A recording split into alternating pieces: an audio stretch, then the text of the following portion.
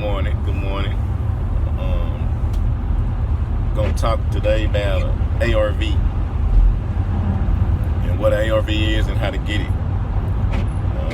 Before you make a purchase or put a house under contract, you need to know the ARV, which is the after repair value. So that means is what the house will sell for after it's fully repaired. And the way to get the ARV is to get the comps on the property. And the comps are the comparables, the other houses that's compared to that house. See what they sold for. Within the last, I try to do within 3 months. Sometimes you have to go a little bit further out, 6 months, because some markets don't, a lot of houses haven't sold within 3 months. So it's good to be in a market where the houses are selling quickly, and a lot of houses are selling, so you can get good comps. If you can't get comps, you might not want to do the deal, because you don't know what the appraiser is going to come in and appraise the house at, which that's important, because when the house is to be sold to somebody who's going to occupy it, the appraiser is going to come in and do an appraisal, and that person is only going to get a loan for the amount that the house appraises for. So you want to get good comps and not guess. So, and the way to get comps, the simplest way is to call a realtor. Realtors a lot of times may be too busy, again, because they get paid off commission. So they don't get paid for pulling comps unless you pay them. And so you have to learn how to get comps on your own. And you can go on Zillow, Redfin, any of those websites that show data, that show houses that's on the market, that show houses that's been sold.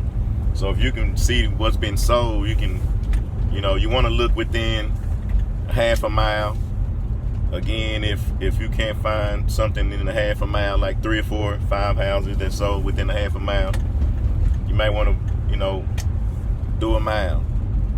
So you want to get as close as possible to that house, to your subject property, while trying to get an ARV, because you want to make sure that you know what the house is going to sell for after it's fixed up. So your comps need to be fully repaired, not regular comps, but not houses that really need work, not houses that where they just sold them as is. None of that. It has to be something that's fully repaired, because that's what's going to happen to your house. It's going to be fully repaired. So you want to see what it's going to sell for when it's like in that condition.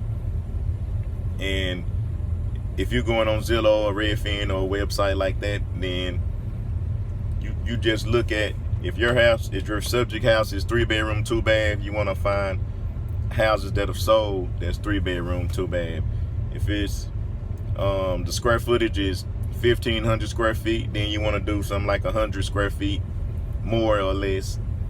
If it's a 1970 built house, then you can do 10 years. I would do 10 years, newer or older.